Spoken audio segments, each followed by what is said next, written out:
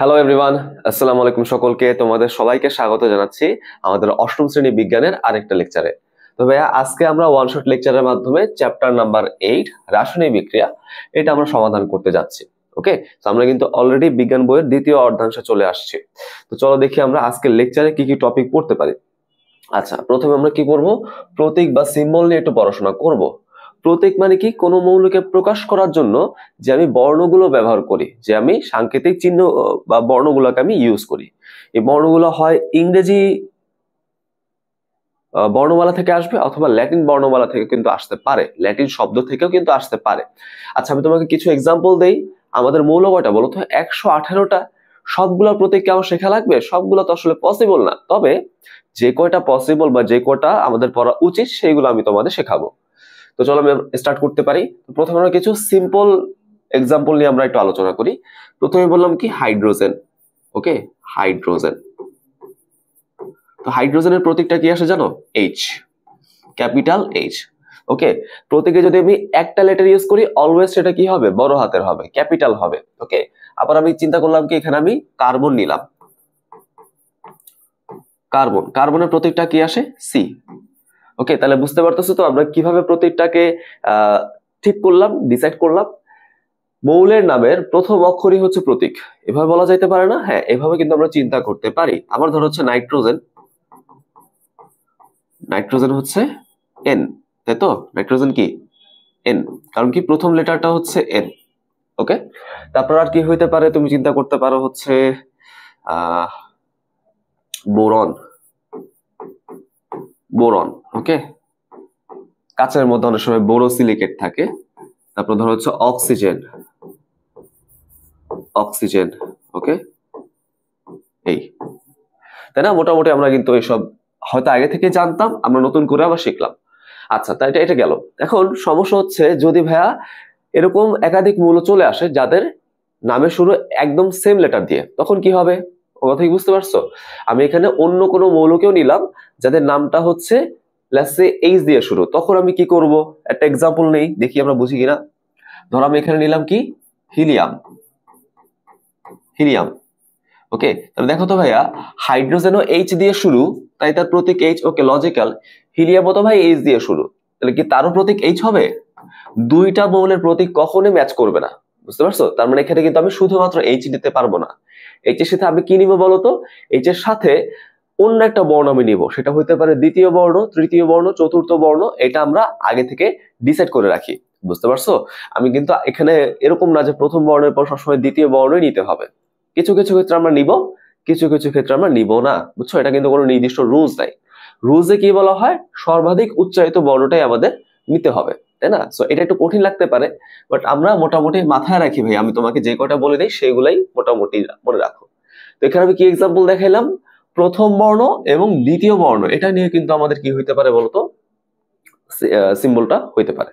তারপর আমি তোমাকে বললাম, লাস্টে আমি বললাম হচ্ছে বেরিলিয়াম। হ্যাঁ, ধরো আমি বললাম হচ্ছে বেরিলিয়াম, বেরিলিয়াম। ওকে, এখন বলো বেরিলিয়াম কি তুমি বি দিয়ে প্রকাশ করবা? না, কারণ আমি বি দিয়ে তো অলরেডি প্রকাশ করছি, তাই না? অলরেডি তো আমাদের প্রকাশ করা আছে। মানে বি এর পরে আমি কি নিতে পারি? সেকেন্ড লেটারটা আমি এখানে নিয়ে বিই বানাই দিলাম, বেরিলিয়াম হয়ে গেল, বুঝতে পারছো? আচ্ছা, এরপর আমি চিন্তা করলাম কি, কোবাল্ট, কোবাল্ট। ওকে, কোবাল্টের প্রতীকটা কি হবে? শুধু সি হবে না, সি বলতে শুধু কার্বন বোঝায়, তাহলে সি এর পর একটা ও থাকবে, কোবাল্ট, বুঝতে পারছো? আচ্ছা, তাহলে হ্যাঁ, তাহলে মোটামুটি আমাদের এটা গেল। শুধু যে দ্বিতীয় লেটার নিয়ে আমরা নামকরণটা বা প্রতীকটা লিখবো এরকমও না, এখানে বিভিন্ন ভ্যারাইটি হওয়া সম্ভব। যেমন ধরো হচ্ছে ক্রোমিয়াম, ক্রোমিয়াম। দেখছো সি এর পর কি এইচ না?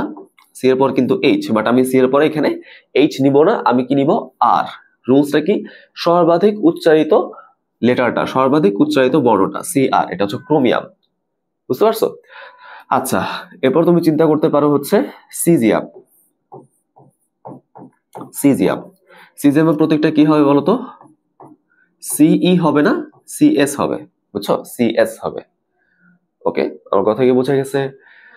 ঠিক আছে, এখানে আরো হইতে পারে, এখানে আমরা আরো এক্সাম্পল চিন্তা করতে পারি, বাট মোটামুটি আমরা যদি একটু শিখি তাহলে আমরা একটা আইডিয়া নিতে পারবো, তাই না? আচ্ছা, এবার আসো হচ্ছে আমরা যদি দেখি কিছু ব্যতিক্রম। ব্যতিক্রম বলতে কি বোঝায়? আমি তো এই যে নামগুলো এখানে তোমাদের উল্লেখ করে দিলাম, এগুলো কিন্তু ইংলিশ বর্ণমালা থেকেই আসছে, বুঝছো? ইংলিশ ল্যাঙ্গুয়েজটা থেকেই আসছে। বাট এমন কিছু নাম সম্ভব যেগুলো আমি ল্যাটিন ভাষা থেকে নিব। ওকে, যেগুলোকে আমি কি কোত্থেকে নিব বলতো? ল্যাটিন ভাষা থেকে নিব। ওকে, এরকম বিষয়টা। যেমন ধরো হচ্ছে সোডিয়াম। ওকে, যেমন ধরো সোডিয়াম। তো সোডিয়ামে তুমি যদি প্রতীকটা লেখো তাহলে কি আসা উচিত বলো? সোডিয়ামের জন্য এস আসা উচিত, বাট এস তো ভাই সালফার। আচ্ছা, আমি এটা বাদ দিলাম। তাহলে আমি লিখি তো ভাই এসও আসা উচিত বা এস ডি আসা উচিত, তাই না? এইভাবে নিলে তো হয়। এসও বা এস ডি তো আর কেউ নাই, নিলে তো হয়, বাট না। সোডিয়ামের যিনি প্রতীকটা ডিসাইড করছেন, যিনি নামকরণ করছেন, তিনি সোডিয়ামকে কি বলছেন বলতো? সোডিয়ামকে বলছেন তিনি ল্যাটিনে ন্যাট্রিয়াম। ন্যাট্রিয়াম। সেখান থেকে চলে আসছে নামটা Na। শুধু আমি এন বললাম না, কারণ এন মানে হচ্ছে নাইট্রোজেন, আমি Na বললাম। ঠিক আছে, বুঝে গেছে? এরকম হইতে পারে। তারপর হচ্ছে আমাদের পটাশিয়াম। পটাশিয়াম। পটাশিয়াম কি হয় ল্যাটিনে? ক্যালিয়াম। বুঝছো? ক্যালিয়াম। তাই তার নামটা হয়ে যাবে হচ্ছে কে। ওকে, তারপর চিন্তা করতে পারো হচ্ছে আয়রন। আয়রন, সেটার ল্যাটিন নাম হচ্ছে ফেরাম। তাই তার প্রতিটা কি হয়ে যাবে? Fe। শুধু এফ দিব না, কারণ এফ বলতে ফ্লোরিন বোঝায়। এফ বলতে ফ্লোরিনকে বোঝায়, তাই তো আমি এর জন্য Fe-টা ইউজ করবো এখানে। আচ্ছা, কপার। কপারের নামটা কি হবে? কাপরাম। কাপরাম। সেখান থেকে Cu, শুধু সি দিব না, Cu দিব। বুঝতে পারছো? Is it clear? আচ্ছা, এখানে আরো এক্সাম্পল হওয়া সম্ভব, বাট আমার মনে হয় যে এগুলোই পরীক্ষার জন্য যথেষ্ট। আচ্ছা, এবার যদি আমি তোমাকে পারমাণবিক সংখ্যা ধরে ধরে কিছু প্রতীক লিখে দেই, তাহলে মনে হয় একটু বেস্ট হয় না? তাহলে এখানে আমরা কি দেখবো? পারমাণবিক সংখ্যা 1 থেকে 30 পর্যন্ত কতগুলা মৌলের প্রতীক আমাদের জানা থাকা লাগবে, তাই তো? তার মানে 1 থেকে 30 পর্যন্ত পারমাণবিক সংখ্যা বিশিষ্ট, ওকে,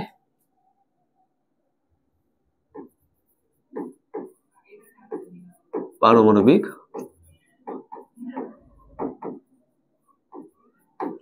সংখ্যা বিশিষ্ট মৌলের প্রতীক।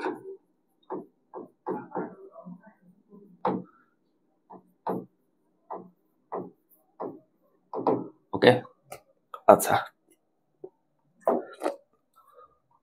তাহলে আসা হচ্ছে আমরা এটা দেখি না কি কি হইতে পারে।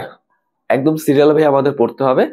ওকে, প্রথমে হচ্ছে আমাদের হাইড্রোজেন 8। আমরা পারমাণবিক সংখ্যাকে কোথায় লিখি বলতো? বাম দিকের নিচের কর্নারে লিখি। ওকে, এই বাম দিকের নিচের কর্নারে লিখবো।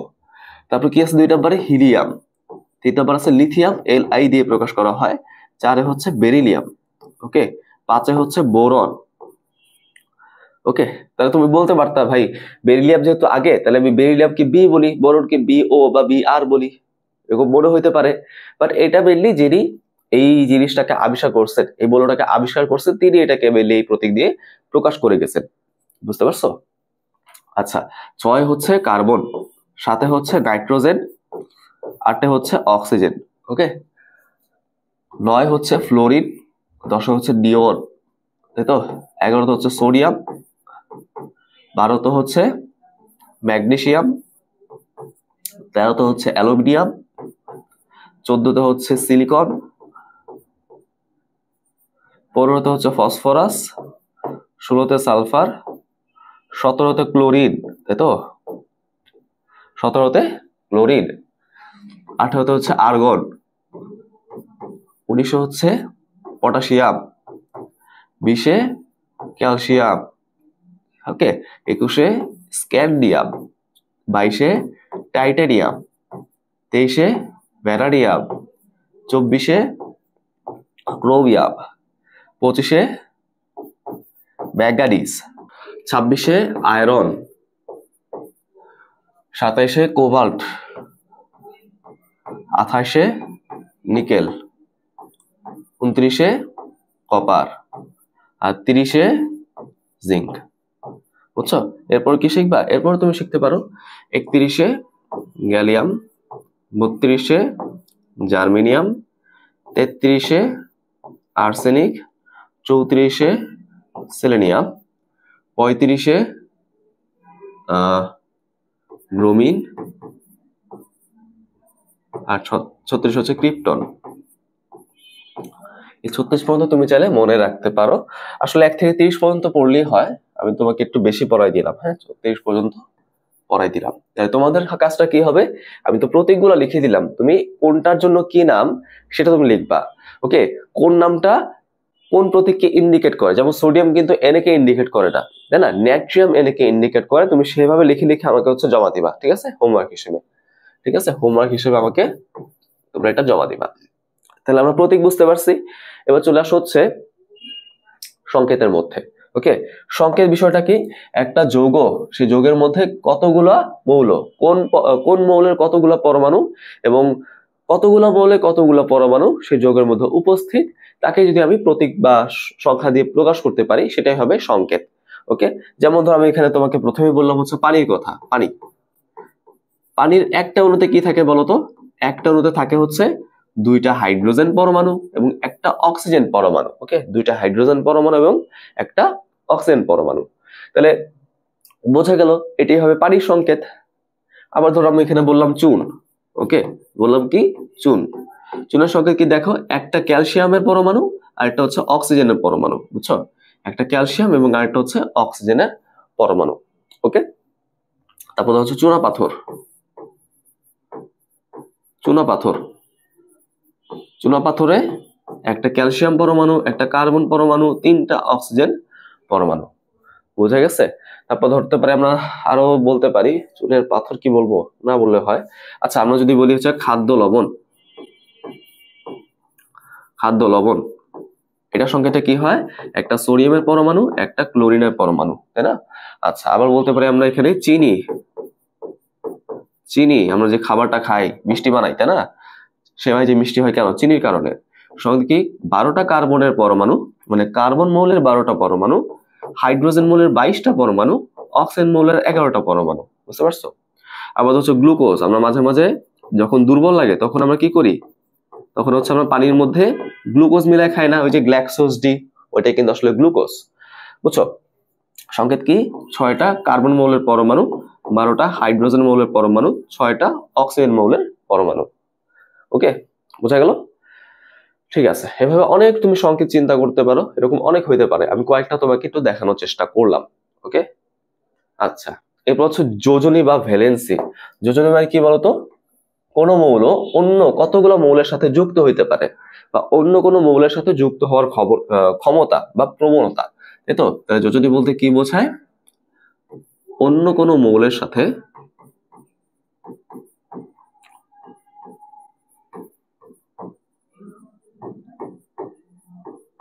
যুক্ত হওয়ার ক্ষমতা। হ্যাঁ, যুক্ত হওয়ার ক্ষমতা।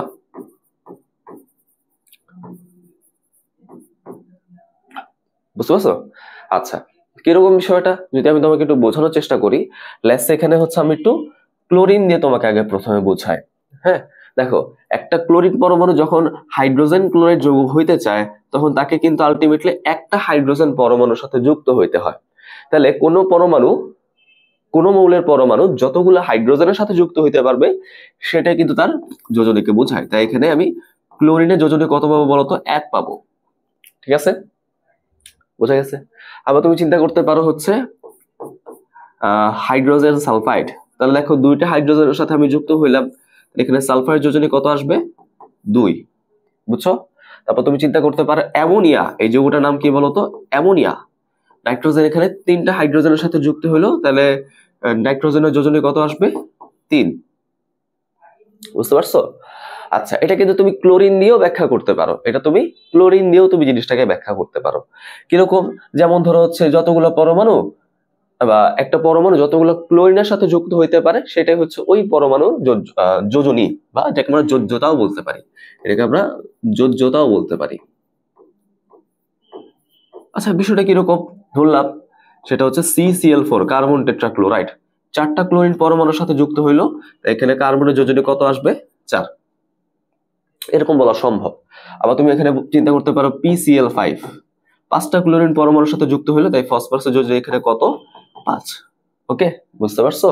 এরকম হইতে পারে। আচ্ছা, তুমি কিন্তু চাইলে এভাবেও জিনিসটাকে ব্যাখ্যা করতে পারো, কোন মৌল যতগুলা অক্সিজেন পরমাণুর সাথে যুক্ত হইতে পারে তার দ্বিগুণ হবে তার যোজনী, তার দ্বিগুণ হবে তার যোজনী। কেন? কারণ অক্সিজেনের নিজের যোজনী কত আসে?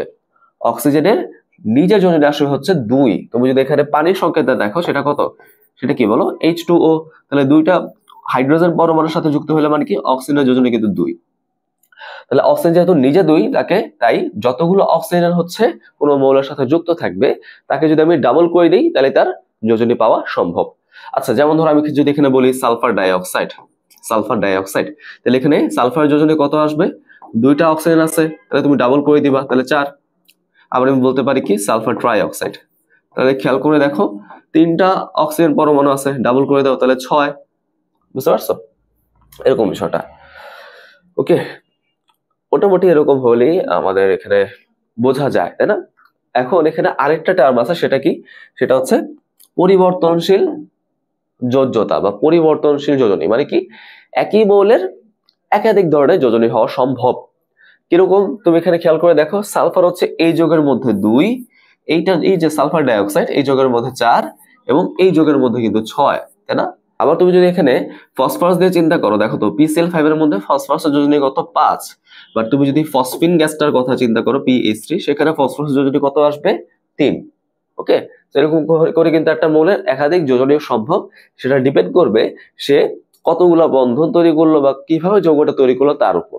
ওকে, আচ্ছা, তা আশা করি আমরা এটা বুঝলাম মোটামুটি।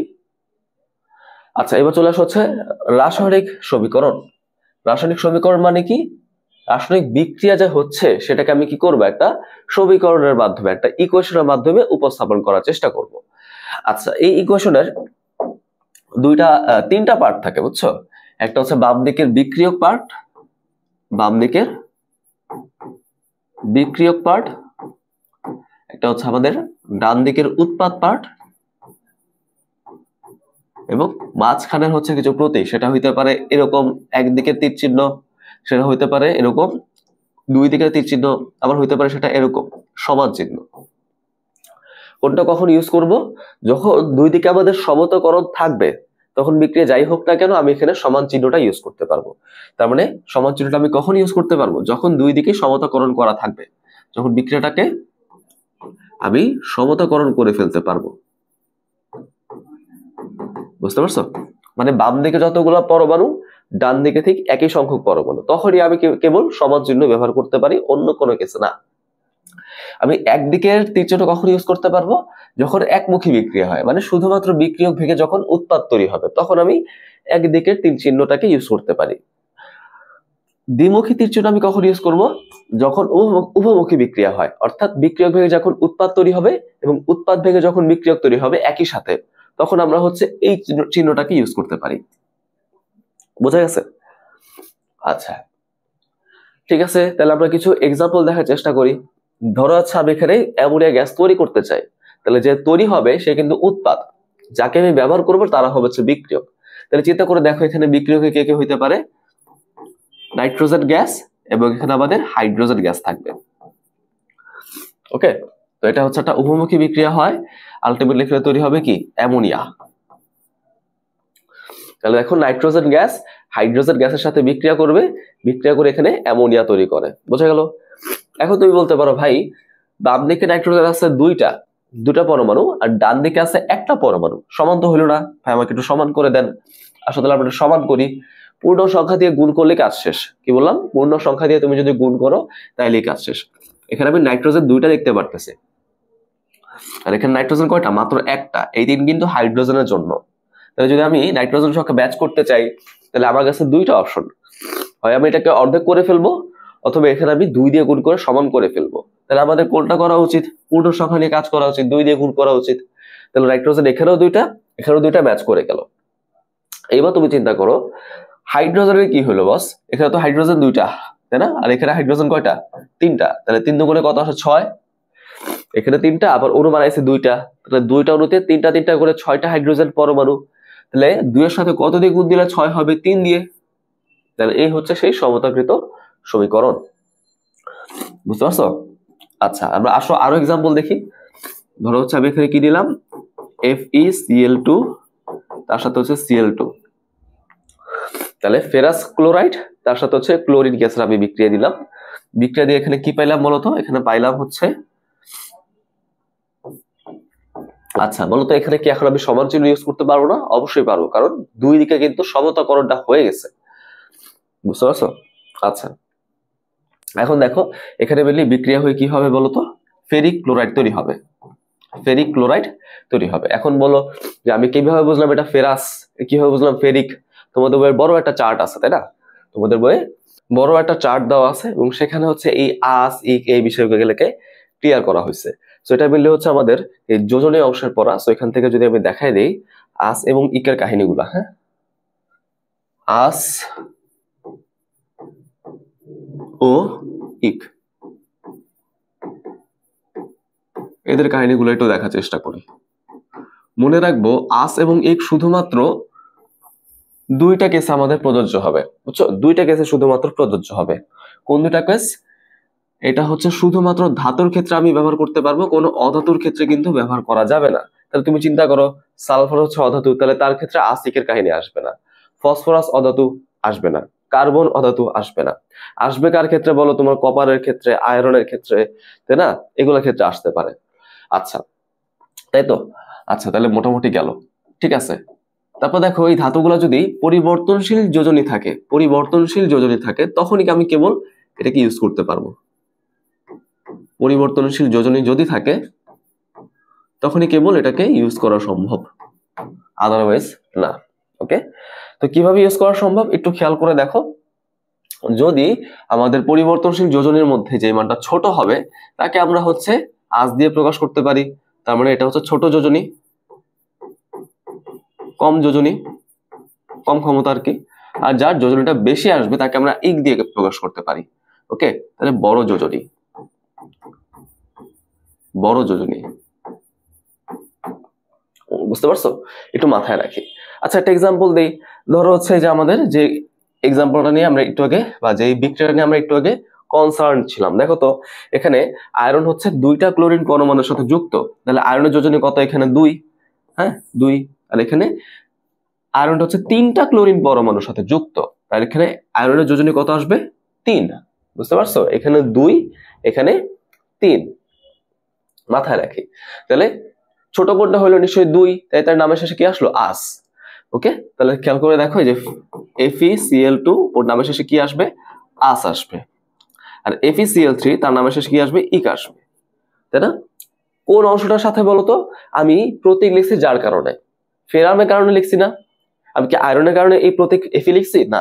তাহলে কিন্তু আয়রনাস, আয়রনিক এরকম নামটা হবে না। আমি যার কারণে প্রতীকটা লিখছি তার সাথে হচ্ছে আমরা আস ইক এগুলোকে যুক্ত করব। তাহলে যেহেতু এখানে আয়রন কোন নাম থেকে আসছে? ফেরাম, তাহলে ফের আস, এরকম ফেরাস। বুঝতে পারছো? ফের আস, ফেরাস। আর এটা কি হয়ে যাবে? ফের ইক, ফেরিক, ফের ইক, ফেরিক। ওকে, খেয়াল করে দেখো এখানে কি আছে? ক্লোরিন পরমাণুটা আছে না, সে অ্যানায়ন আকারে আছে। বুঝছো? ক্যাটায়ন অ্যানায়নের বিষয়গুলো আমরা বুঝবো, সমস্যা নাই। সেখানে অ্যানায়ন আকারে আছে বলেই তাকে আমরা কি বলবো? ক্লোরাইড বলবো, ক্লোরাইড, ক্লোরাইড। তাহলে এখানেও কি হবে? এখানেও কিন্তু ক্লোরাইডটাই হবে, ক্লোরাইড। বুঝতে পারছো? এই মোটামুটি আমাদের একটা বেসিক আইডিয়া বোঝা গেল। আচ্ছা, এবার আমাকে বলো এখানে কি হবে? আচ্ছা, এখানে ধরো তুমি কি বললা? CuCl, আর বললা হচ্ছে তুমি CuCl2। কোনটা কি বলতো? এখানে দেখো তো একটা ক্লোরিন পরমাণুর সাথে যুক্ত, তাহলে এখানে কপারের যোজনী 1, এখানে দুটার সাথে যুক্ত মানে 2। কোনটা কম? তাই না? 1 কম, তাই এটার নাম কি আসবে? আস। কপার কোথা থেকে আসে? কাপরাম, তাই না? CuPrUm, কাপরাম। তাহলে কাপরাম থেকে তুমি কাপ নাও, তারপর আস বসাও, তাহলে কাপ্রাস বা কিউপ্রাস বলা উচিত, কিউপ্রাস। ওকে, সিইউ তো কাপ বলা যায় বা কিউপও বলা যেতে পারে, তাহলে কিউপ্রাস, কিউপ্রাস। সাথে কিন্তু অবশ্যই ক্লোরাইডই বসবে। ওকে, ক্লোরাইড। এখানে কি বলবো বলো তো? কিউপ্রিক, তাই তো? ইক, কিউপ্রিক, কিউপ্রিক ক্লোরাইড। ওকে, সো আমরা মোটামুটি একটা বেসিক ধারণা পাচ্ছি, তাই না? মোটামুটি একটা ধারণা পাওয়া যাচ্ছে, যদিও এটা এনাফ না, যথেষ্ট না, বাট তাও আমরা কিন্তু আজ ইকের কাহিনীগুলো বুঝতে পারতেছি। তাহলে এবার আমাকে বলো, নিশ্চয়ই এগুলো ঝটপট এখন পারবা, বলো SnCl2 আর SnCl4 এই দুটার নাম কি হবে? হ্যাঁ, Sn মানে কি জানো? টিন। Sn মানে কি বোঝায়? টিন বোঝায়। আমি একটু লিখে দিই তাহলে এখানে। Sn মানে কি বোঝাবে বলো তো? টিনকে আমি বুঝবো। দেখো এখানে আমি তাহলে আর কিছু লিখে দিই। টিন, টিনের ল্যাটিন নাম হচ্ছে স্ট্যানাম। স্ট্যানাম, তাই তো? আমি ST দিব না, Sn দিব, ঠিক আছে? Sn। ওকে, মাথায় রাখি। তারপর ধর হচ্ছে আমাদের লেড। লেড আমাদের কি হবে বলতো? প্লামবাম। ওকে, প্লামবাম বা প্লামাম বলা উচিত আসলে সঠিক উচ্চারণ। এটা কি আসবে? পিবি, তাই তো? এরকম বিষয়টা, ঠিক আছে? এগুলো এই দুটো মাথায় রাখি, তাহলে আমরা এগুলো বুঝতে পারবো, ঠিক আছে? এগুলো আমরা বুঝতে পারবো। দেখি তাহলে, দেখো এটা টিন, বাট নাম আসছে কোত্থেকে? এসেনটা আসছে কোত্থেকে? স্ট্যানাম থেকে। তাহলে স্ট্যানামের স্ট্যান, তার সাথে আস বসা দাও, স্ট্যানাস, তাই না? স্ট্যান সাথে আস, স্ট্যানাস। তাহলে নামটা কি হয়ে যাবে বলতো? স্ট্যানাস। বুঝতে পারছো? Stannous, stannous chloride. এটা কি হবে বলতো? স্ট্যানের সাথে ইক, তাহলে স্ট্যানিক, স্ট্যানিক ক্লোরাইড। আচ্ছা, এবার তুমি আবার চিন্তা করো, PbCl2, PbCl4, এখানে কি হবে বলতো? ওর নাম হবে কি? লেড বা প্লাম্বাম, এখান থেকে আসে না? তাহলে প্লাম্বের সাথে আস যোগ করো, প্লাম্ব আস, প্লাম্বাস। তাহলে নাম কি আসবে বলো? প্লাম্বাস, তাই তো? প্লাম্বাস, প্লাম্বাস ক্লোরাইড, প্লাম্বাস ক্লোরাইড। বুঝতে পারছো? আর এখানে কি আসবে বলো? প্লাম্বিক, প্লাম্বিক, প্লাম্বিক। ওকে, কারণ কি? নামের শেষে ইক, প্লাম্ব সাথে ইক, তাহলে প্লাম্বিক। ওকে, গেল। তাহলে মোটামুটি আমার মনে হয় যে এটা আমরা বুঝতে পারছি। হ্যাঁ, এটা কিন্তু ড, হ্যাঁ, আমার 5 ভাই বোন সবাই। আচ্ছা, গেল। তাহলে মোটামুটি আমরা এটা একটা আইডিয়া পাইলাম। ওকে, তাহলে দেখো এখানে ফেরাস ক্লোরাইড তার সাথে ক্লোরিনের বিক্রিয়ায় ফেরিক ক্লোরাইড তৈরি হলো। আসলে একটু সমতাকরণ করে দেখি তো বিষয়টা কিরকম। এখানে আয়রন আছে একটা, এখানেও একটা, তাহলে সমতাকরণ লাগবে না। আচ্ছা, বুঝলাম। বাট ক্লোরিন তো ভাই ঝামেলা হয়ে গেছে। ক্লোরিন এখানে দুইটা, এখানে ক্লোরিন দুইটা মিলে হলো চারটা, আর এদিকে আছে মাত্র তিনটা, তাহলে আমাদের একটা শর্ট। তার জন্য কি করবো? প্লাস দিয়ে একটা সিএল লিখে দিব? এরকম তো করা যাবে না, আমাদের শুধুমাত্র গুণ করার অপশন আছে। তাহলে এখন যদি আমি এটাকে বাড়াইতে চাই, তাহলে কি করতে হবে? নিশ্চয়ই 2 দিয়ে গুণ করতে হবে। আর কি কোনো অপশন আছে? 2 থেকে কি ছোট সংখ্যা দিয়ে গুণ করতে পারবো? না, 1 দিয়ে গুণ করে লাভ নাই, বা আমি কোনো ভগ্নাংশ সংখ্যা নিতে পারবো না। সো আমার কাছে শুধুমাত্র 2 আছে, 2 ছাড়া কোনো অপশন নাই। তাহলে 2 দিয়ে গুণ করলে ক্লোরিন হয়ে যাবে কয়টা? 6টা। তাহলে এখানে তো ভাই ক্লোরিন 6টা নাই, 6টা বানাইতে হবে। কেমনে গুণ দিলে 6টা হবে বলতো? আমি যদি এখানে 2 দিয়ে গুণ দিই, তাহলে কিন্তু 6টা হয়ে যায়। 2 দুগুণে 4, 4 2 6, মিলে গেছে না? মিলে গেছে। বাট এখানে 2 দিয়ে গুণ করার পর আয়রন কিন্তু 2টা হয়ে গেছে। আমার এখানে কিন্তু আয়রন 2টা নাই, এখানে কিন্তু আয়রন একটাই আছে। আমাদের ঠিক করা দরকার। তাহলে কিন্তু আমি এখানে 2 দিয়ে গুণ করতে পারবো না, আমাকে আয়রনও মিলাইতে হবে। যদি আমি আয়রন মিলাইতে চাই, তাহলে এখানে 2 দিয়ে গুণ করব, তাহলে আয়রন মিলে গেল। সাথে দেখো ক্লোরিনও মিলে গেছে। কিভাবে? 2 দুগুণে 4, 4 2 6, মিলে গেছে না? মিলে গেছে। তার মানে আমাকে সবকিছু একসাথে করে চিন্তা করতে হবে। একসাথে করে চিন্তা করলে আমি জিনিসটাকে সহজে পারবো। বুঝতে পারছো? একসাথে চিন্তা করতে হবে। আচ্ছা, এবার দেখি তোমরা আরেকটা বিক্রিয়া তোমাদের দিই, তোমরা পারো কিনা দেখি। আর তোমাদের বললাম H2SO4 সাথে হচ্ছে AlOH3, সালফিউরিক অ্যাসিডের সাথে অ্যালুমিনিয়াম হাইড্রোক্সাইডের বিক্রিয়া। এখানে কি তৈরি হবে? অ্যালুমিনিয়াম সালফেট, অ্যালুমিনিয়াম সালফেট, এবং এখানে তৈরি হবে হচ্ছে পানি। হ্যাঁ, আচ্ছা, এই যে অ্যালুমিনিয়াম সালফেট, এটা কিভাবে তৈরি হয়েছে জানো? AXBY নীতিতে, AXBY নীতিতে। অ্যালুমিনিয়ামের যোজনী হচ্ছে X, যেটা সালফেটের কাছে গেল, বা অ্যালুমিনিয়ামের যোজনীটা যাবে হচ্ছে সালফেটের কাছে, সালফেটের যোজনীটা আসবে হচ্ছে অ্যালুমিনিয়ামের কাছে। ওকে, সেগুলো কিন্তু আমরা যৌগ মূলকের মধ্যে পড়ে থাকি। ওকে, আচ্ছা, সমস্যা নাই। জাস্ট তাহলে কথাটা মাথায় রাখো, এটা হচ্ছে যৌগমূলকের মধ্যে আমরা তাহলে পড়ে থাকি। তাহলে এটা হচ্ছে আমি এখানে আলোচনা করে দিই, যৌগমূলক টপিকটা এখানে আলোচনা করে দিই, বুঝছো? যৌগমূলক বা র্যাডিক্যাল, র্যাডিক্যাল। ওকে, যৌগমূলক মানে কি?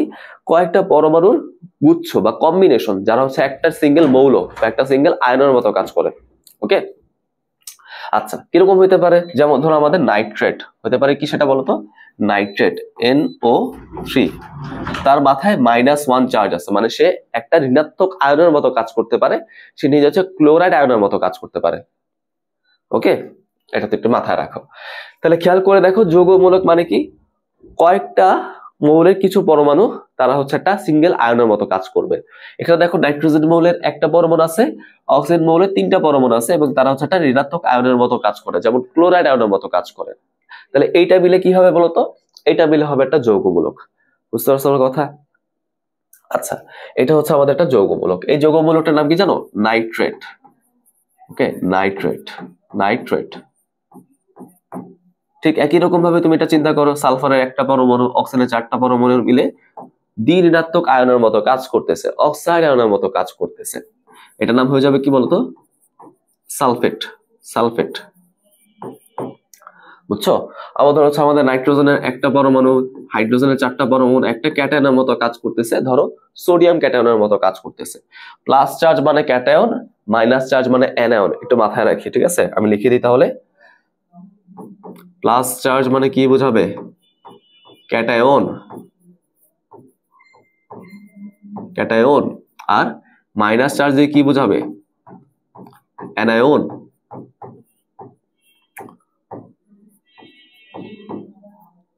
ওকে, একটু মাথায় রাখি, ঠিক আছে? একটু মাথায় রাখি। তাহলে গেল, তাহলে এটা হচ্ছে আমাদের একটা একক ধনাত্মক ক্যাটায়ন বা একক ধনাত্মক আয়ন। এটার নাম কি আসবে? Ammonium ion,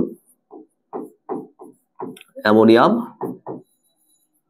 ion. বুঝছো এরকম বিষয়টা? ঠিক আছে, তাহলে এইভাবে চিন্তা করতে পারো। Phosphate, PO4 3-। ওকে, এটার নাম কি আসবে? ফসফেট। তাহলে এই নামগুলো একটু শিখতে হবে আমাদের, বুঝছো? শেখা ছাড়া কোনো অপশন আমাদের নাই। কেন ফসফেট নামটা হইলো তার কিন্তু কোনো যুক্তি নাই, বুঝছো? মানে এখানে একটা বলা যায় ফসফেট কি, ফসফাইট কি, এটা রাইটে কাহিনী বলা যায়, বাট ওইগুলো তো আমাদের বইয়ে নাই। তাহলে আমি মনে করি এই কয়েকটা যৌগমূলক শিখলেই তোমাদের জন্য এনাফ। ওকে, আচ্ছা, ঠিক আছে। তাহলে এখন খেয়াল করে দেখো, এই যৌগমূলক গুলার যোজনী কত বলতো? এই যে যৌগমূলক গুলো আমি লিখলাম, এদের যোজনী কত আসবে? মনে রাখতে হবে, যৌগমূলক গুলোর যোজনী হচ্ছে তার আধান সংখ্যা। যোজনী কি হবে বলতো? তার আধান সংখ্যা।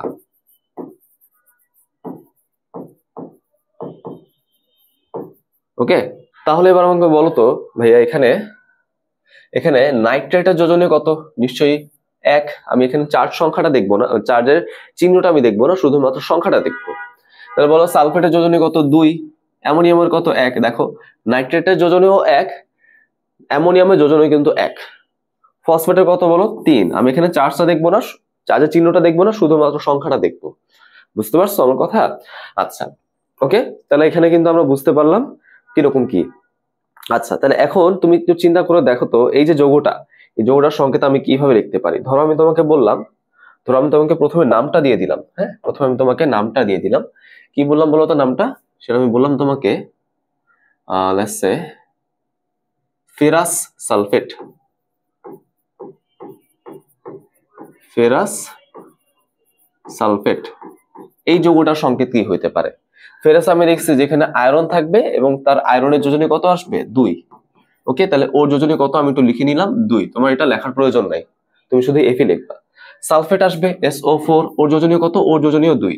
যদি সেম সেম হয়ে যায় কোনো সংখ্যায় লেখার দরকার নাই, FeSO4ই ঠিক আছে।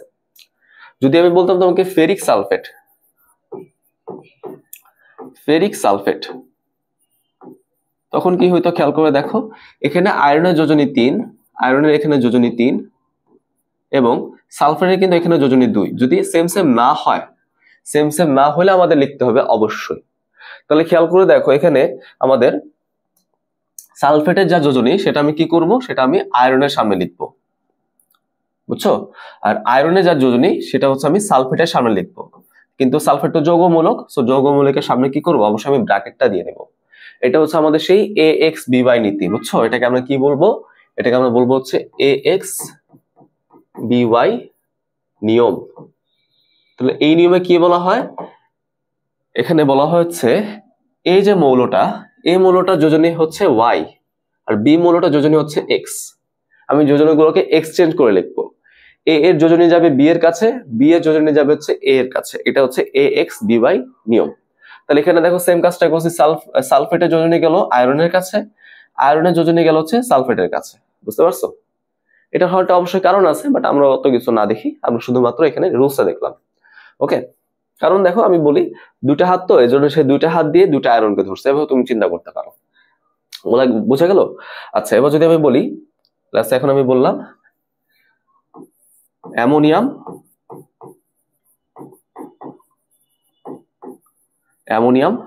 ক্লোরাইড,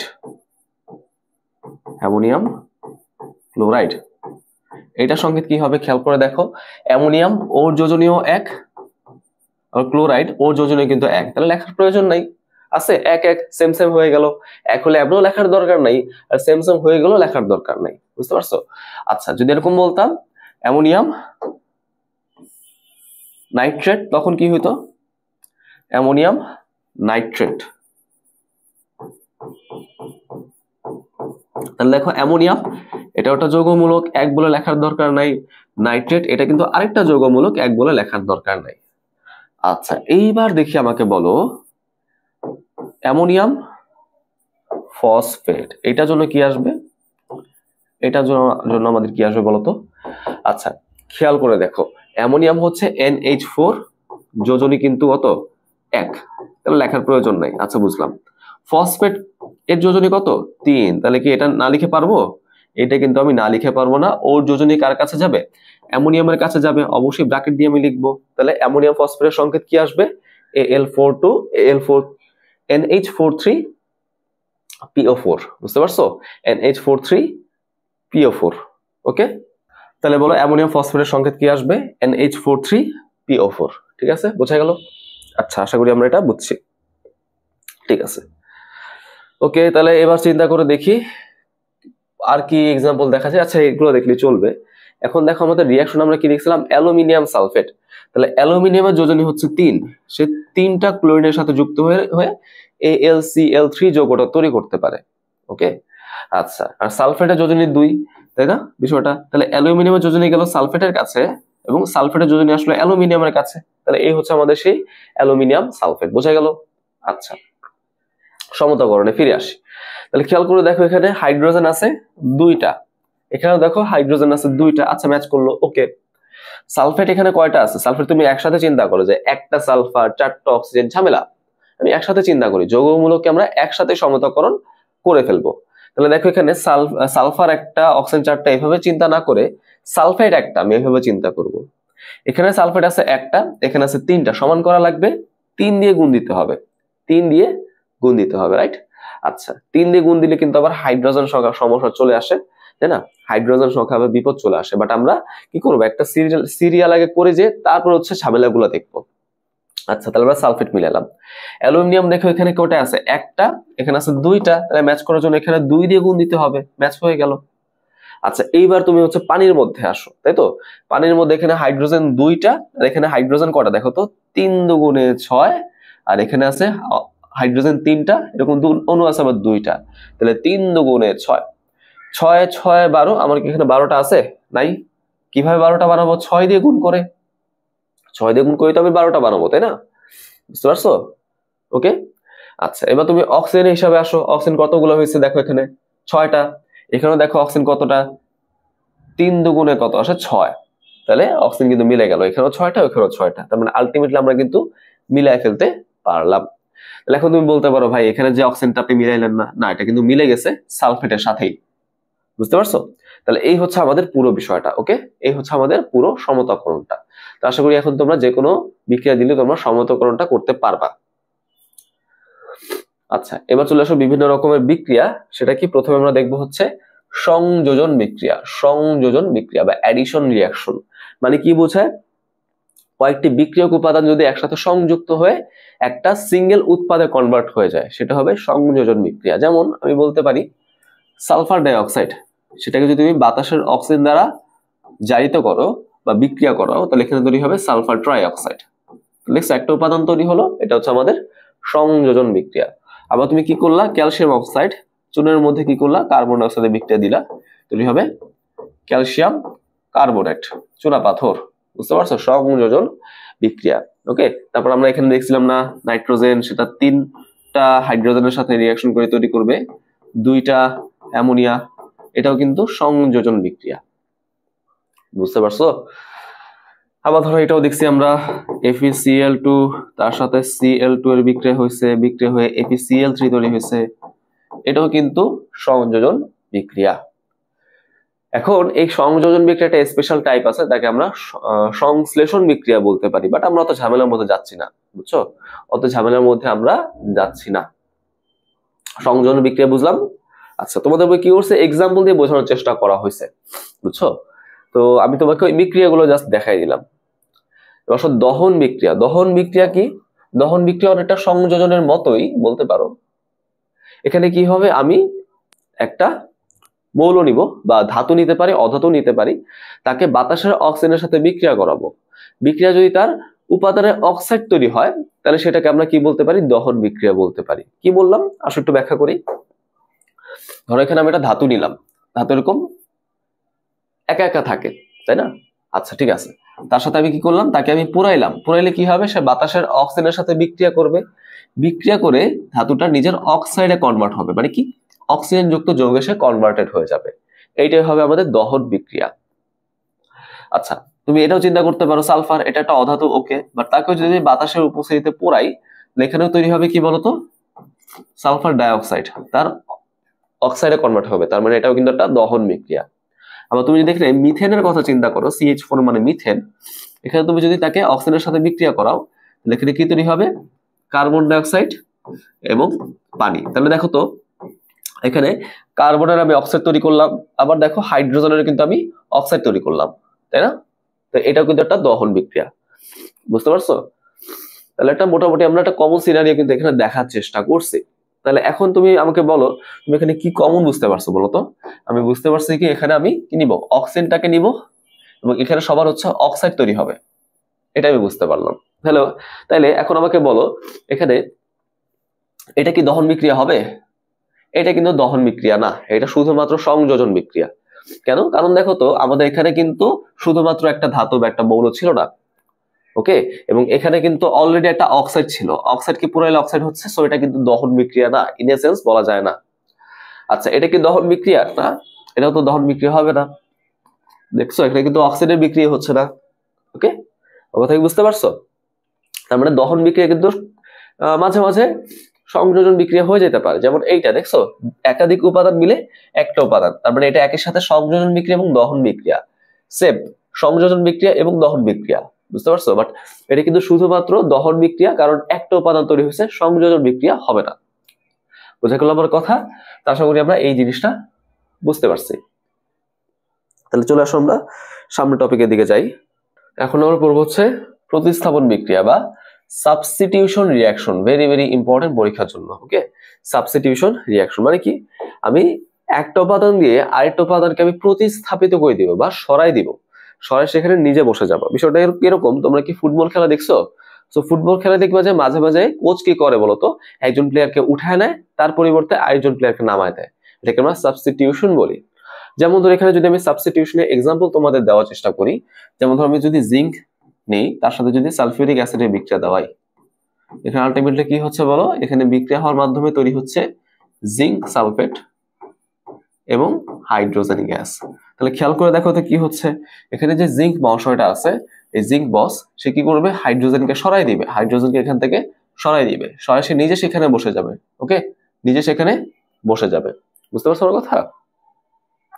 তো একজনকে সরায় আরেকজন বসে গেল, এটাই হচ্ছে প্রতিস্থাপন বিক্রিয়া। আরেকটা এক্সাম্পল নেই, ধরো এখানে এরকম হইতে পারে, তোমার কাছে জিঙ্ক আছে, এখানে কপার সালফেট নিলা, এখানে কিন্তু সেম, এখানেও সেম, এখানে হচ্ছে জিঙ্ক সালফেট তৈরি হবে এবং এখানে হচ্ছে আলাদা করে কপারটা বের হয়ে আসবে, তাই না?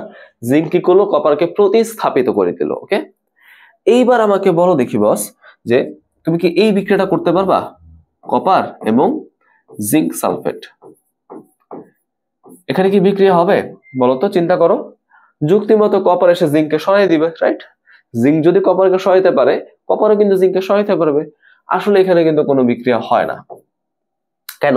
কারণ এখানে কপারটা হচ্ছে কম সক্রিয়, বুঝছো? কপারটা কি বলতো, কপারটা হচ্ছে কম সক্রিয়, কম সক্রিয়। এখানে জিঙ্কটা হবে বেশি সক্রিয়।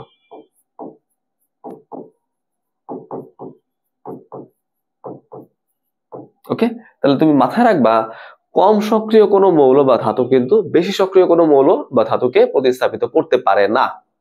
এখন আমি এটা কেমনে বুঝবো ভাই, কে কম সক্রিয় কে বেশি সক্রিয়? এগুলো তোমরা সামনে বুঝতে পারবা, যখন তোমরা ক্লাস 9-এ যাবা, ক্লাস 10-এ যাবা, তখন তোমরা রসায়ন নামে একটা আলাদা সাবজেক্ট পড়বা। এখন তোমরা বিজ্ঞান বিষয় পড়তেছো, তাই না? তখন তোমরা হচ্ছে পদার্থ বিজ্ঞান, রসায়ন পড়বা, জীববিজ্ঞান পড়বা, এরকম আলাদা আলাদা করে সাবজেক্ট পড়বা যারা তোমরা সায়েন্সে যাবা, তাই না? যদি কমার্সে চলে যাও তাহলে কিন্তু শুধুমাত্র বিজ্ঞানই তোমাদের পড়তে হবে। সো রসায়ন বিষয়ে কিন্তু এরকম একটা অধ্যায় আছে, রসায়ন ও শক্তি, সেটার মধ্যে তোমরা ধাতুর সক্রিয়তা সিরিজ পড়বা, তড়িৎ রাসায়নিক সারি পড়বা। সেটার মধ্যে আসলে দেখতে পারবা কে বেশি সক্রিয় কে কম সক্রিয়। ওকে, তা জাস্ট এই জিনিসটা মাথায় রাখবা, প্রতিস্থাপন বিক্রিয়া কি হয়, বেশি সক্রিয় ধাতুটা হচ্ছে কম সক্রিয় ধাতুকে সরায় দিবে। ওকে, উল্টা কাজটা কিন্তু হবে না, কম সক্রিয় কখনোই বেশি সক্রিয়কে সরাবো না। ওকে, আচ্ছা ঠিক আছে, বুঝতে পারলাম। এবার চলে আসা হচ্ছে পরেরটা, সেটা কি বিযোজন বিক্রিয়া বা ডিকম্পোজিশন বিক্রিয়া। এটা হচ্ছে পুরোপুরি সংযোজন বিক্রিয়ার উল্টা। আমি যদি এখানে একটা উপাদান নেই, তাকে ভেঙে যদি আমি একাধিক উপাদানে পরিণত করতে পারি, সেটাই হবে বিযোজন বিক্রিয়া। যেমন ধরো আমাদের ক্যালসিয়াম কার্বনেট চুনা পাথর আছে, তাকে যদি আমি উত্তপ্ত করি তাহলে এখানে দুইটা উপাদান পাওয়া যাবে, ক্যালসিয়াম অক্সাইড এবং carbon die oxide, calcium oxide এবং কার্বন ডাই অক্সাইড। এটা হবে একটা বিযোজন বিক্রিয়া।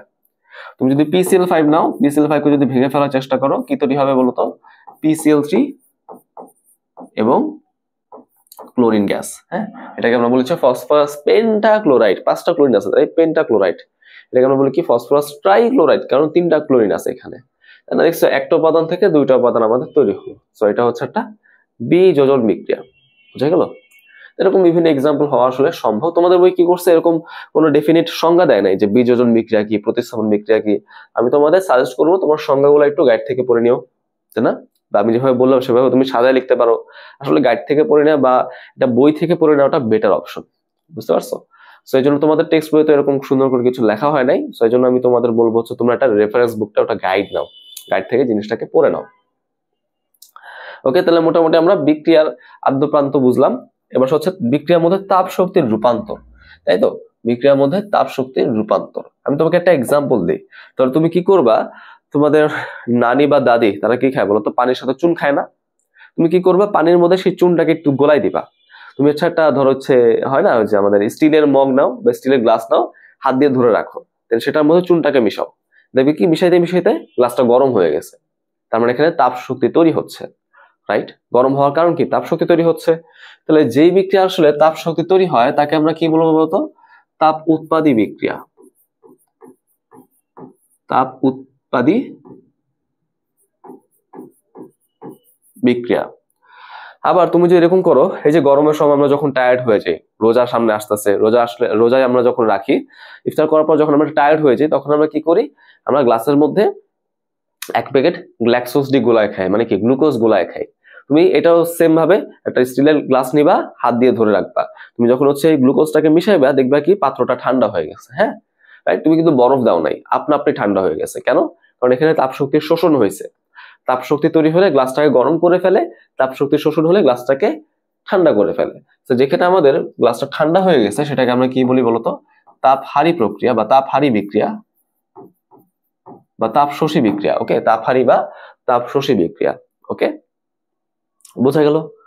তাহলে হ্যাঁ, মোটামুটি আমরা কিন্তু এখানে একটা আইডিয়া পাইলাম, তাই না? আচ্ছা, সো এখানে মোটামুটি একটু আইডিয়া রাখলেই মনে হয় হয়, আর তেমন কিছু নাই, বুঝছো? এখানে তুমি আরো চিন্তা করতে পারো, তাপ উৎপাদী বিক্রিয়া ডেল এইচ, বিক্রিয়া তাপ। আচ্ছা না, একটু লাগবে না তাহলে তোমাদের, যা তুমি এখান থেকে মাথায় রাখো, তাপ উৎপাদী বিক্রিয়া কি হয়, তাপ শক্তি উৎপন্ন হয়, তাই তো? তাপ শক্তি তৈরি হয়,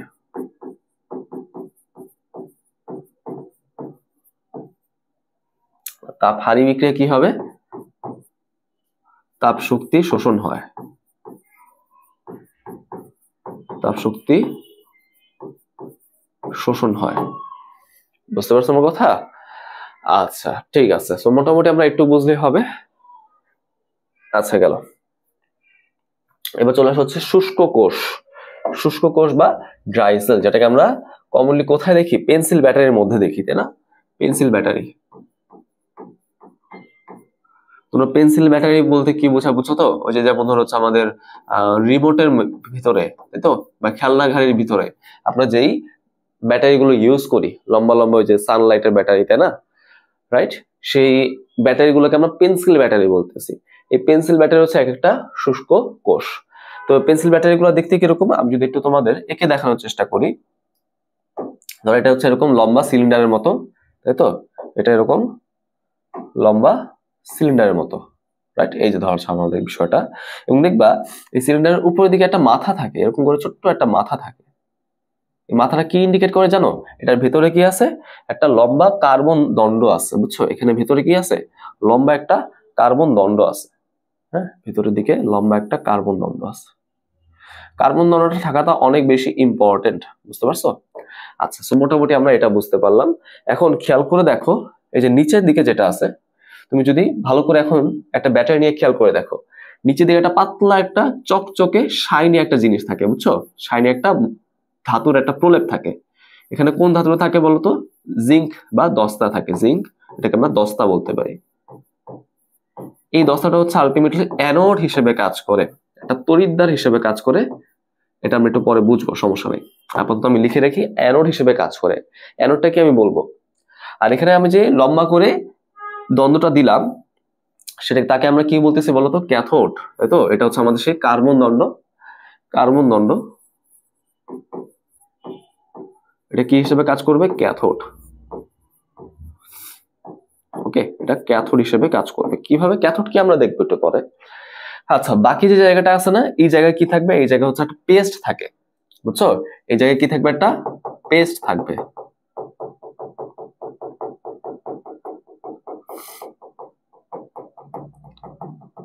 কিসের পেস্ট থাকে বলতো? এখানে অ্যামোনিয়াম ক্লোরাইড ও ম্যাঙ্গানিজ ডাইঅক্সাইড এর একটি পেস্টের প্রলেপ থাকে, পেস্ট আবরণ থাকে।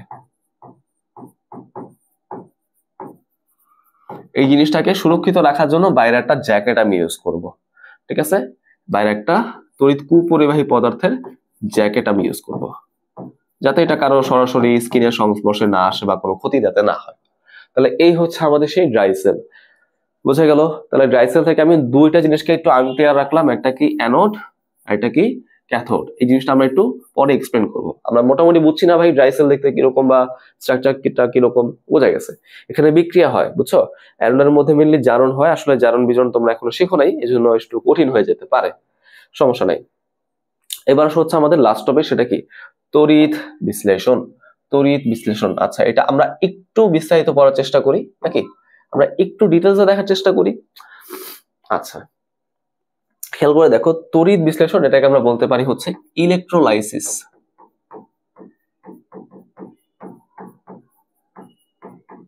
ইলেকট্রোলাইসিস, ওকে? তো বিষয়টা আসলে কিরকম? ধরো তোমার কাছে একটা দ্রবণ আছে, সেই দ্রবণের মধ্যে তুমি তড়িৎ শক্তি চালনা করলা, এই যে আমাদের ব্যাটারি দিয়ে, পেন্সিল ব্যাটারি দিয়ে, তাই না? শুষ্ক কোষ যেটাকে বলে। তাহলে কি হবে? আলটিমেটলি সেই দ্রবণটার মধ্যে কিছু বিক্রিয়া হবে। সেই বিক্রিয়াটাকে আমি একসাথে কি বলতেছি? তড়িৎ বিশ্লেষণ। বোঝা গেছে? তড়িৎ বিশ্লেষণ। ধর আমি এখানে কি করলাম, একটা পাত্র আমি নিলাম। ধর এখানে আমাদের কাছে একটা পাত্র আছে, এবং এই পাত্রের মধ্যে আমি কি নিলাম? গলিত সোডিয়াম ক্লোরাইড। ওকে, তার মানে এখানে আমাদের সোডিয়াম আয়নটা আছে এবং ক্লোরাইড আয়নটা আছে। ওকে, আমি কি করলাম? এখানে আমি দুইটা ধাতব পাত নিলাম। হ্যাঁ, আমি দুইটা হচ্ছে ধাতু খণ্ড নিলাম। ওকে, ধাতু হইতে পারে অথবা গ্রাফাইটও হইতে পারে। এমন আমি কিছু নিলাম যেটা বিদ্যুৎ পরিবহন করতে পারে। গ্রাফাইট হচ্ছে কার্বন একটা রূপভেদ। গ্রাফাইট হচ্ছে এমন একটা অধাতু, সে হচ্ছে বিদ্যুৎ পরিবহন করতে পারে। কোনো অধাতু কিন্তু বিদ্যুৎ পরিবহন করতে পারে না, শুধুমাত্র গ্রাফাইট ছাড়া। ওকে, আচ্ছা, তাহলে আমি এরকম ভাবে কি নিলাম বলতো? দুটা ধাতু বা গ্রাফাইটের খণ্ড নিলাম। দেওয়ার কারণ কি? কারণ এগুলো হচ্ছে তড়িৎদ্বার হিসেবে কাজ করে, ইলেকট্রোড হিসেবে কাজ করে। তড়িৎদ্বার মানে কি? যেসব খণ্ডে বিক্রিয়া হয় শেষ, যেসব খণ্ডে আমাদের এই তড়িৎ রাসায়নিক বিক্রিয়াগুলো হবে, তড়িৎ বিশ্লেষণের বিক্রিয়াগুলো হবে। ওকে, এখন আমি এটাকে কি করবো বলতো? একটা পরিবাহী তার দিয়ে একটা ব্যাটারির সাথে যুক্ত করে দিব। এই ব্যাটারিকে আমরা এইভাবে রিপ্রেজেন্ট করতে পারি। হ্যাঁ, এরকম ভাবে বড় ছোট দাগ মিলে কিন্তু রিপ্রেজেন্ট করতে পারি। আচ্ছা, তো তোমরা যদি এই তড়িৎ কোষ নিয়ে বর্তমান নিয়ে একটা আইডিয়া রাখো, তোমাদের অভয় ভাইয়া তোমাদের পড়াইছে, তো দেখো এই বড় প্রান্তটাকে আমরা কি বলি? প্লাস প্রান্ত, কারণ এখানে ধনাত্মক চার্জ থাকে। ছোট প্রান্তটাকে আমরা কি বলি? মাইনাস প্রান্ত, কারণ এখানে ঋণাত্মক চার্জ থাকে। ওকে, তাহলে প্লাস চার্জের জন্য কি হবে বলতো? এখানে হচ্ছে প্লাসের মাথা তৈরি হবে, আর এখানে মাইনাসের মাথা, তাই না? তাহলে প্লাসের মাথা কি করবে? মাইনাস গুলোকে টানবে, তাই তো? প্লাসের মাথাগুলো মাইনাসকে টানবে না? প্লাস মাইনাসের আকর্ষণ হয়, তাহলে মাইনাস গুলো আলটিমেটলি এই তড়িৎ দ্বারা যেয়ে আকর্ষিত হবে। বুঝছো? মাইনাস গুলা এই তড়িৎ দ্বারা গিয়ে আকর্ষিত হবে। বোঝা গেল আমার কথা? কি বুঝছো? আর এখানে কি আছে বলো? এখানে হচ্ছে আমাদের মাইনাসের মাথা, তাহলে মাইনাস গুলো কাকে টানবে? প্লাস গুলোকে টানবে, তাই না? প্লাস গুলোকে টানবে। বুঝতে পারছো? এরকম। তো যারা হচ্ছে ঋণাত্মক আয়নকে আকর্ষণ করে তারা হবে অ্যানোড। কি বললাম? যারা ঋণাত্মক আয়নকে আকর্ষিত করে, যারা হচ্ছে ঋণাত্মক বা অ্যানায়নকে আকর্ষিত করে, তারা কি হয়ে যাবে? অ্যানোড। তাহলে এটা কি হয়ে গেল বলো? অ্যানোড। ওকে, এটা হয়ে গেল হচ্ছে অ্যানোড। আর যারা ধনাত্মক আয়নকে আকর্ষিত করে, ক্যাটায়নকে আকর্ষিত করে, তারা হয়ে যাবে ক্যাথোড। তারা হয়ে যাবে কি বলো? ক্যাথোড। তাহলে এইটা হলো অ্যানোড, এটা হলো ক্যাথোড। আচ্ছা, বুঝতে পারলাম? ঠিক আছে। এবার অ্যানোডে কি হয়, ক্যাথোডে কি হয়? মনে রাখবা ভাইয়া, আয়নগুলো সবসময় চার্জহীন হইতে চায়। তাহলে প্লাস সোডিয়াম যে প্লাস চার্জ, সে সেটাকে নষ্ট করে ফেলতে চাইবে। এই ক্ষেত্রে ক্লোরের যে মাইনাস চার্জ, সেটাকে সে নষ্ট করে ফেলতে চাইবে। ওকে, এবার আমাকে বলো, আমি সোডিয়াম এটা প্লাস চার্জটা কিভাবে নষ্ট করতে পারি? ইলেকট্রন নিয়ে। ইলেকট্রন নেওয়ার ঘটনাকে আমরা কি বলতে পারি? বিজারণ। ক্লোরাইড কিভাবে তার মাইনাস চার্জকে নষ্ট করতে পারে? ইলেকট্রন ছেড়ে দিয়ে। ইলেকট্রন ছাড়ার ঘটনাকে আমরা কি বলি? জারণ। তাহলে বলো, জারণটা কোথায় হয়? অ্যানোডে হয়। বিজারণটা কোথায় হবে? ক্যাথোডে হবে। একদম সিম্পলি বললাম, জারণ মানে কি? ইলেকট্রন ছেড়ে দেওয়া। আর বিজারণ মানে কি? ইলেকট্রন গ্রহণ। তাহলে ইলেকট্রন কে ছাড়বে? Chloride ion. কেন ভাই? কারণ ওর মাথায় এই মাইনাস চার্জ আছে, তো চাইবে এখানে মাইনাস চার্জ আমি ছেড়ে দিই। হ্যাঁ, এখানে সেটাই আজকে চেষ্টা করবে। তড়িৎ বিশ্লেষণিক বিক্রিয়া সেটাই আসলে হয়। হ্যাঁ, চার্জটা হচ্ছে সে ছেড়ে দেওয়ার চেষ্টা করে। তাহলে খেয়াল করে দেখো, এখানে অ্যানোডে এই বিক্রিয়াটা হবে। ওকে, তাহলে অ্যানোডে কি হবে বলতো? এই জারণ বিক্রিয়াটা হবে। তাহলে এখানে কি করবে? ক্লোরাইড আয়নটা ইলেকট্রন ছেড়ে দেওয়ার চেষ্টা করবে। ছেড়ে দেওয়ার ঘটনাকে আমরা এইভাবে ডান দিকে প্লাস দিয়ে লিখি। ছেড়ে দিয়ে ক্লোরিন পরমাণুতে কনভার্ট হবে। বাট আমরা হয়তো এটা জানি যে ক্লোরিন কখনো পরমাণু অবস্থায় থাকে না, সে গ্যাস অবস্থায় থাকার চেষ্টা করে, অণু অবস্থায় থাকার চেষ্টা করে। একটা অণুর মধ্যে দুইটা ক্লোরিন পরমাণু থাকে, তাহলে দুইটা ক্লোরাইড আয়ন যদি দুইটা ইলেকট্রন ছেড়ে দেয়, তখনই আমি কি পাবো? একটা ক্লোরিন অণু পাবো, একটা ক্লোরিন গ্যাসের অণু পাবো আমরা। এবার আমাকে বলো, ক্যাথোডে কি হয়? ক্যাথোডে কি হবে? ক্যাথোডে নিশ্চয়ই কি হবে? বিজারণ, মানে ইলেকট্রন গ্রহণ, তাই না? ইলেকট্রন গ্রহণ। খেয়াল করে দেখো, এখানে ক্যাথোডটা কোথায়? এই যে ঋণাত্মক তড়িৎদ্বার, ইলেকট্রন তো অনেক ভুরি ভুরি আছে, সেখানে খুব সহজে সোডিয়াম হচ্ছে ইলেকট্রন গ্রহণ করবে। এখানে খুব সহজে সোডিয়াম কি করবে? ইলেকট্রন গ্রহণ করবে। গ্রহণ করে সোডিয়াম পরমাণুতে কনভার্টেড হবে। ধাতুগুলো হচ্ছে এরকম মুক্ত পরমাণু অবস্থায় থাকে। এবার তোমাকে এখানে অবশ্যই একটা দায়িত্ব নিয়ে কাজ করতে হবে। সেটা কি? সেটা হচ্ছে এখানে যতগুলো ইলেকট্রন ছাড়া হবে, এখানে ততগুলো ইলেকট্রনই গ্রহণ করা হবে। অ্যানোডে যতগুলো ত্যাগ হবে, ক্যাথোডে ততগুলো গ্রহণ হবে। তাহলে যদি সমান করতে চাও, কত দিয়ে গুণ দিবা? 2 দিয়ে, রাইট? বাম দিকেও 2 দিয়ে গুণ দিবা, ডান দিকেও 2 দিয়ে তুমি গুণ দিয়ে দিবা। যোগ করে দাও, যোগ করলে তোমার হচ্ছে মোট কোষ বিক্রিয়াটা চলে আসবে। মানে আসলে এখানে কি হচ্ছে সেটা তোমার কাছে ক্লিয়ার হয়ে যাবে।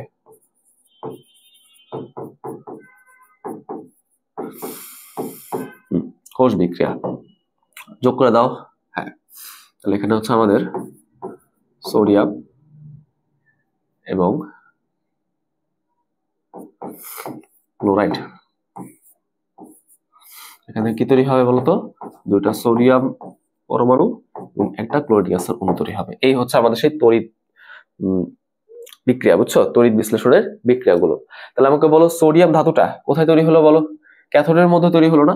এটা কোথায় হয়েছে বলো? ক্যাথোডে হয়েছে, ক্যাথোডে জমা হয়েছে। তারপরে ক্যাথোডে কিন্তু আলটিমেটলি ধাতুগুলো জমা হয়, তাই ক্যাথোড আস্তে আস্তে মোটা হয়। যত বিক্রিয়া করাবা ক্যাথোডটা কিন্তু মোটা হবে। আর এই ক্লোরিন গ্যাসটা কোথায় জমা হলো? অ্যানোডে। তাহলে অ্যানোডে এখানে কি জমা হলো? ক্লোরিন গ্যাসটা জমা হলো, এটা মাথায় রাখি। এবার তুমি কি করলা? তুমি এখানে গলিত সোডিয়াম ক্লোরাইড নাও নাই, তুমি এখানে কি দিলা? সোডিয়াম ক্লোরাইডের গাঢ় জলীয় দ্রবণ নিছো।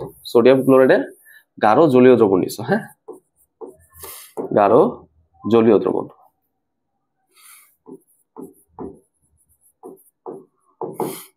কার বলতো? Sodium chloride.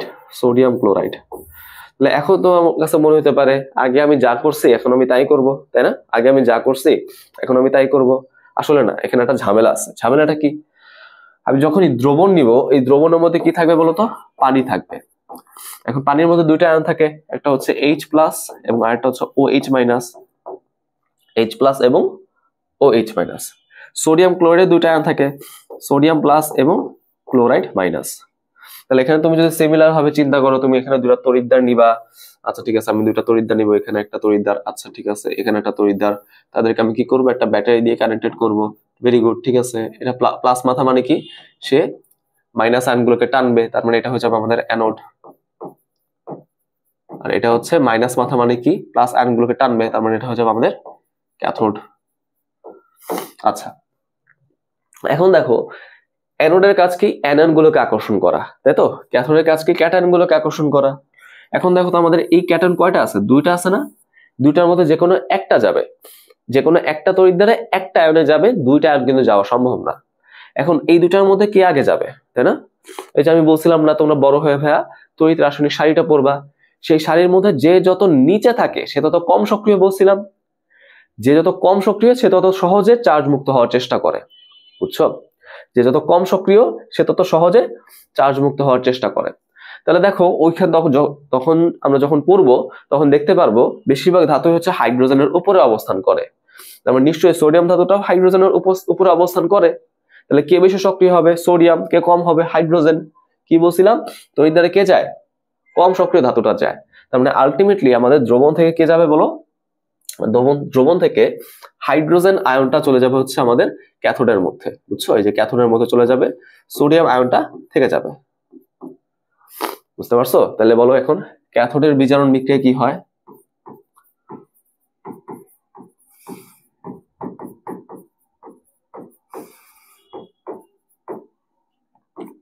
ক্যাথোডের বিজারণ বিক্রিয়া কি হবে? এটা হাইড্রোজেন শুধুমাত্র ইলেকট্রন গ্রহণ করবে, গ্রহণ করে সেটা হচ্ছে হাইড্রোজেন পরমাণুতে কনভার্ট হবে। বাট এটা আমরা জানি অধাতু কখনো একক পরমাণু অবস্থা থাকে না, সে এই ক্ষেত্রে দুইটা পরমাণু মিলে অণু তৈরি করতে চায়। তাই দুইটা পরমাণু তৈরি হওয়ার জন্য দুইটা হাইড্রোজেন আয়ন লাগবে, তারা মিলে হচ্ছে দুইটা ইলেকট্রন গ্রহণ করবে মোট। ক্যাথোডে কি হয়? তুমি যদি ওইখানে সারিটা দেখো, এখানে সিমিলার ভাবে তুমি কি পাবা? হাইড্রোক্সিলকে তুমি নিচে পাবা, বুঝতে পারছো? হাইড্রোক্সিলকে তুমি নিচে পাবা। OH- আমরা হাইড্রোক্সিল বলি। ক্লোরাইড থাকবে উপরে, হাইড্রোক্সিল নিচে। তাহলে কে কম সক্রিয় হলো? যে নিচে আছে, হাইড্রোক্সিল। তাহলে যুক্তির মতো এখানে হাইড্রোক্সিল যাওয়া উচিত। বাট এখানে একটা ঝামেলা আছে। আমি অ্যাননের ক্ষেত্রে কি দেখবো? ঘনমাত্রা দেখবো। অ্যাননের ক্ষেত্রে কি দেখবো? ঘনমাত্রা দেখবো।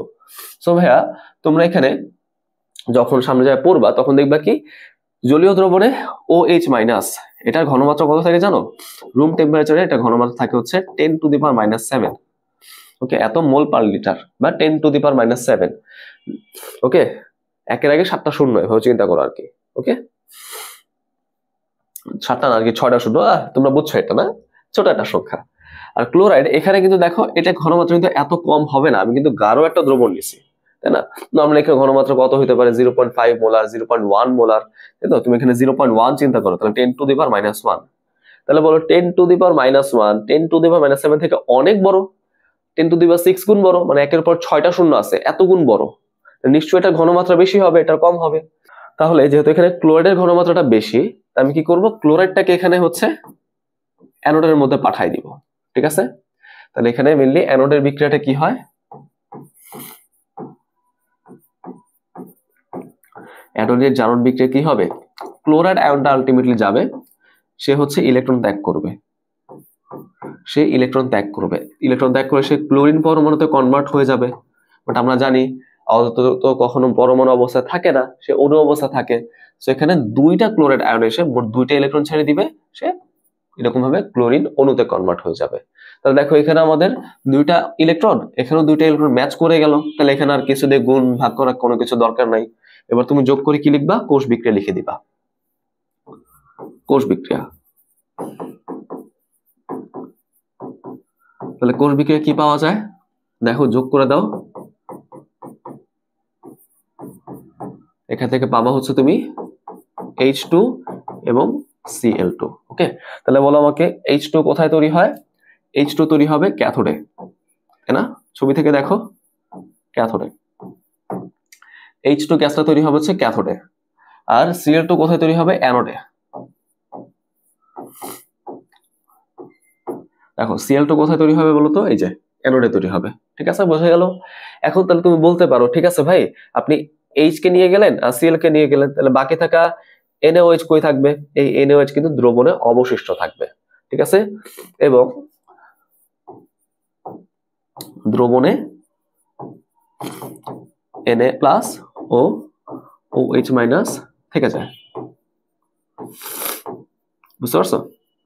এই হলো আমাদের ব্যাখ্যাটা, বোঝা গেল? তাহলে এখান থেকে যদি আমি আবার ড্রাই সেলে চলে যাই, তাহলে দেখো এখানে এখন বুঝতে পারছো না, জিঙ্ক এখানে অ্যানোড হিসেবে কাজ করে, তাই না? জিঙ্ক এখানে অ্যানোড হিসেবে কাজ করে, মানে কি, জিঙ্কের এখানে জারণ হয়, সে দুটো ইলেকট্রন ছেড়ে দেয়। কার্বন দণ্ড এখানে ক্যাথোড হিসেবে কাজ করে, আসলে বিক্রিয়া কিন্তু কার্বন দণ্ডের হয় না, বিক্রিয়াটা হয় হচ্ছে এখানে অ্যামোনিয়াম ক্লোরাইডের, তাই না?